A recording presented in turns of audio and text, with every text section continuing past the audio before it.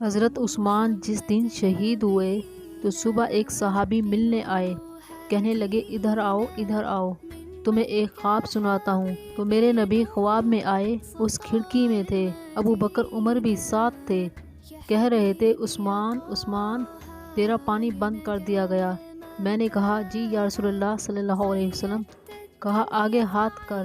میں نے ہاتھ کیے، آپ نے ڈول لٹکایا، اس میں سے پانی نکلا، میں نے منہ لگایا، میں اتنا پیتا گیا کہ میرا سینہ ٹھنڈا دیکھ کر ہاتھ رکھا۔ انہوں نے ہاتھ رکھا تو سینہ ٹھنڈا تھا۔